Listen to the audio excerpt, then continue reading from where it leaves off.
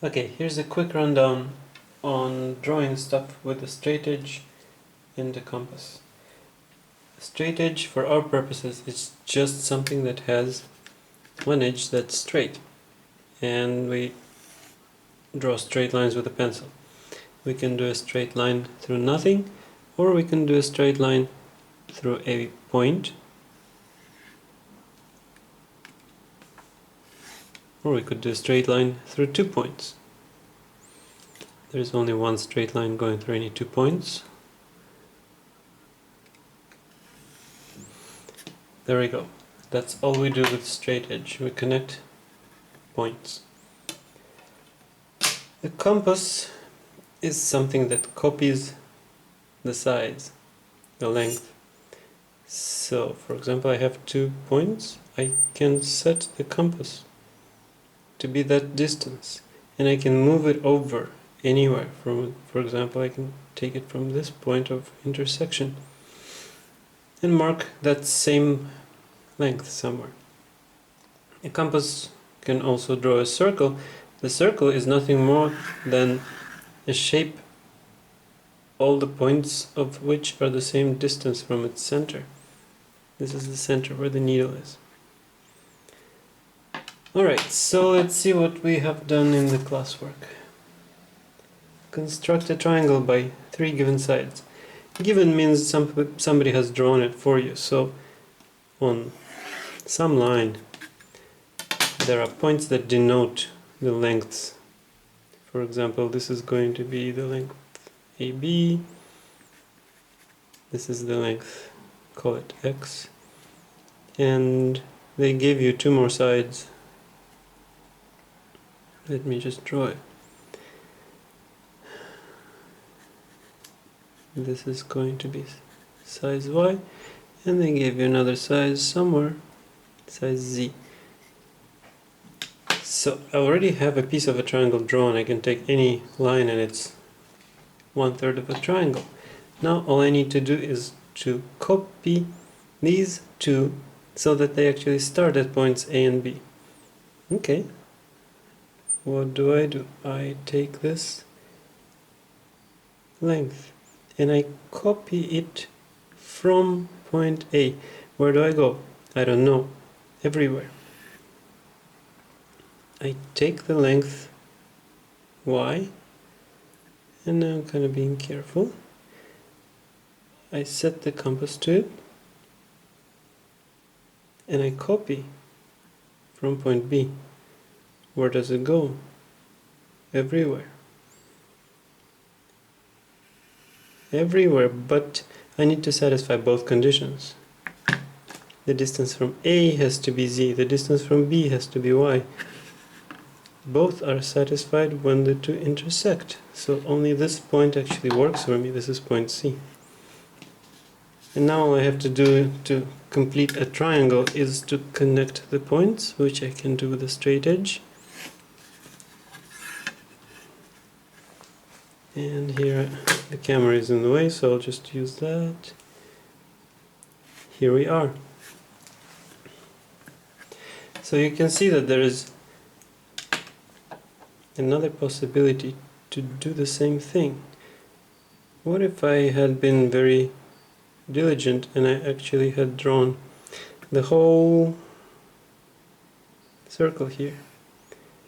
I would have found out that there is another intersection point possible.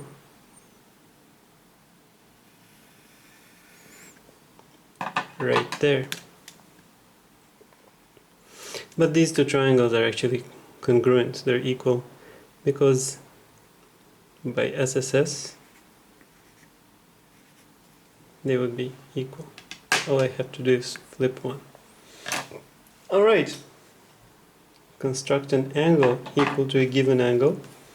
Again, equal means, again, given means that somebody actually had given it to you. So you have a drawing of an angle on paper. A point and 2 lines from it. I need to copy it over. I need to make a copy of it, rather. Well, here's a case where I can just draw a line ad hoc from anywhere, and to this line I will add the angle. How can I copy an angle? Well, one approach is do what you can. There is nothing to do here, really. I could either use a straight edge and draw a line, or I could use a compass and draw a circle. Either one would work, but let me use a compass. So I set the needle at point A. I draw a circle. Well, I need to copy the angle over, so let me just do the same thing here in a copy fashion. So I'm doing the same thing. Hopefully I'll get to a copy of the whole angle. Okay. What do I have? I actually got 2 points in the left picture. If I could only... I have the copy of one of them already. If this is B, this is B prime. If I could only copy the point C over, it's somewhere on this curve. Where? Well, I don't know where, but I can copy it by setting the compass to it.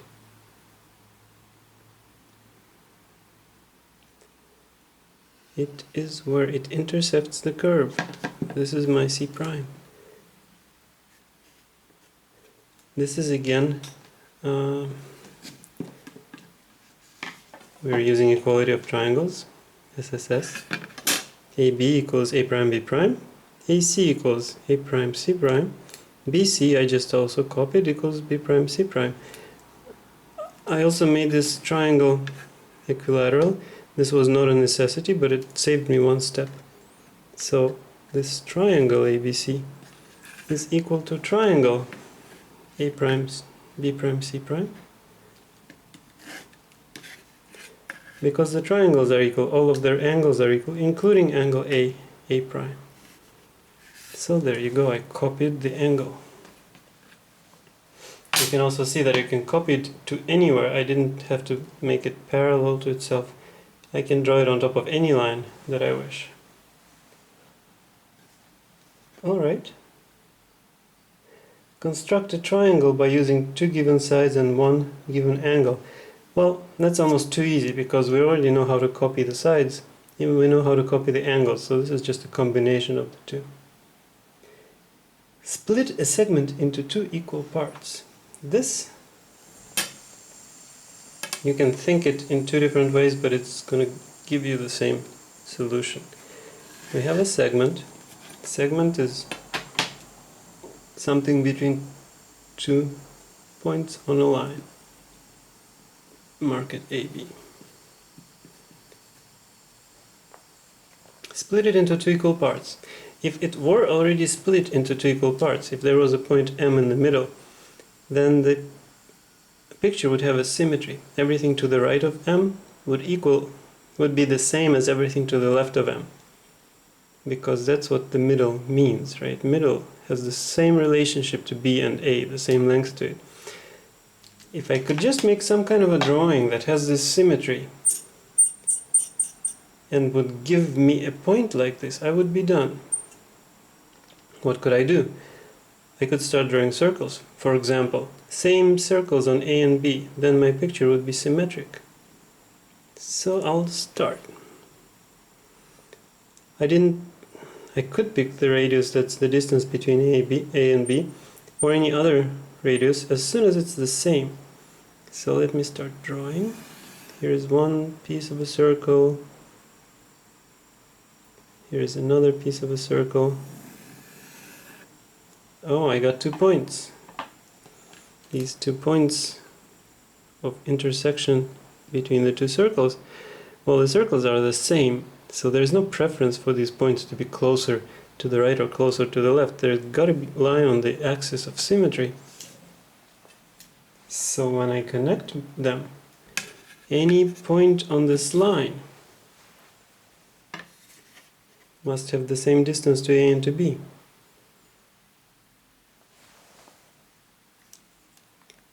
Okay, so that's a quick way to say it. you can say it a little more carefully. So that would be the point M. You can do this speaking somewhat more carefully. You could say, well, B, call this point K. BK is the radius of the circle. AK is the radius of the circle, but I picked the same radius. So AKB is an isosceles triangle. Very nice. If this point is P, APB would also be an isosceles triangle. The same radii. I have a parallelogram and two diagonals. We know that two diagonals of a parallelogram bisect each other. They split each other in half. So right there, I know that AM equals MB. In a rhombus, like I have it here, I also know that the diagonals are perpendicular. So I not only found the point M, I also now know how to draw 90-degree angles. Great. Through a point, draw a line parallel to a given line. Here is the fastest way to go. Again, it has to do with this principle. Do what you can.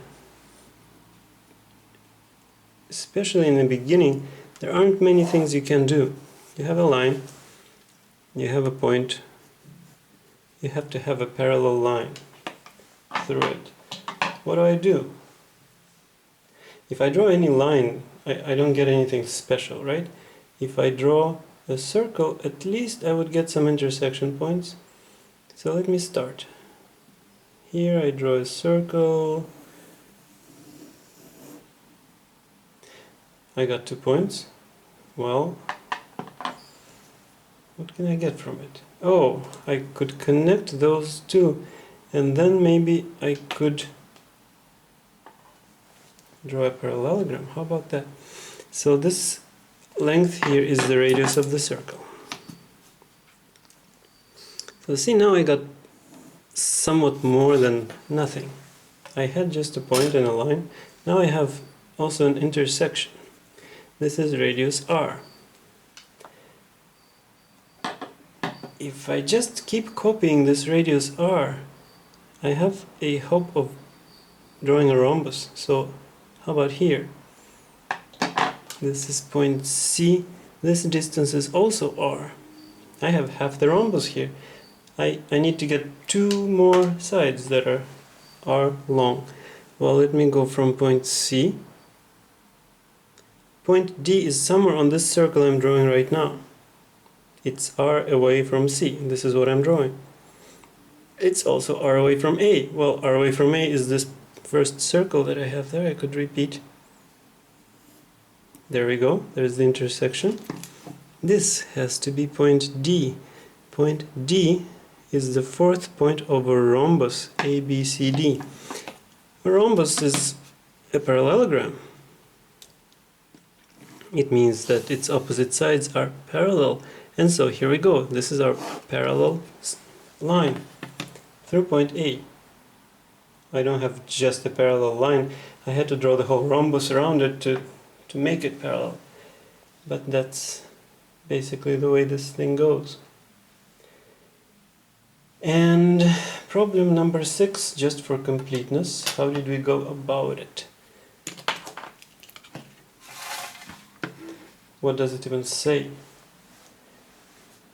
An angle standing on the diameter of a circle and having a vertex on the same circle is 90 degrees. So we need a center of a circle. We need its diameter. A diameter is just a line going through the circle and its center. So let's draw the circle itself. So now we have a circle and a diameter.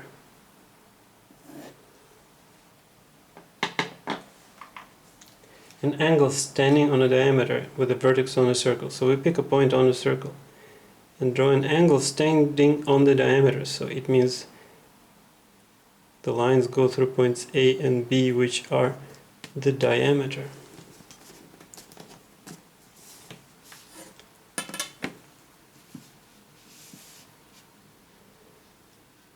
Draw the sides of the triangle.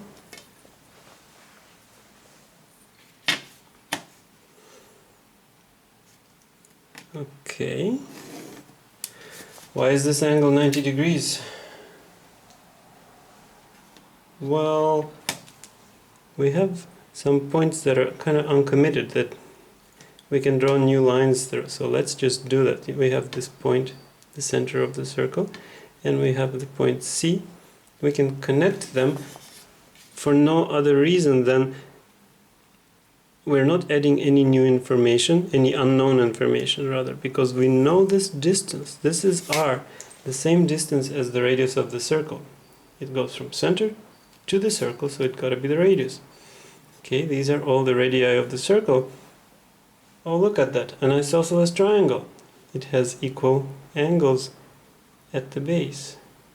Look at this, another isosceles triangle. Equal angles. Well, if this is x, then this is x. If this is y, this is y. Sum of the triangles in a sum of the angles in a triangle is 180 degrees. What is this sum? X plus y plus y. So the question is, what is the angle C? Well, it's just x plus y, so it's half of 180. X plus y is 90, half of 180. There is the proof. Doesn't matter where I put the point. We can try it. Put it here.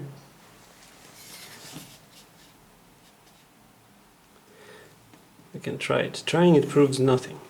We already have proven it from the first principles, so we know it's going to be true. If we try it and we find out that it's completely wrong, it's a sign that we have proven it wrong. We're not trying it to, we're not going to measure it and say, oh yes, it is really 90 degrees. We're going to try to find an error. If this looked terribly wrong, we'd be onto something. So there you go. Again, the straight edge doesn't really have marks. We're using this side for our purposes, drawing connecting points. A compass is there so that we can set it on some 2 points and copy this size, this length, to start from some other point. Anything on this circle is that length from point B. A compass is a tool for copying lengths. Drawing a circle is just a version of copying the length. We're copying it all over. The result is a circle. And this is it.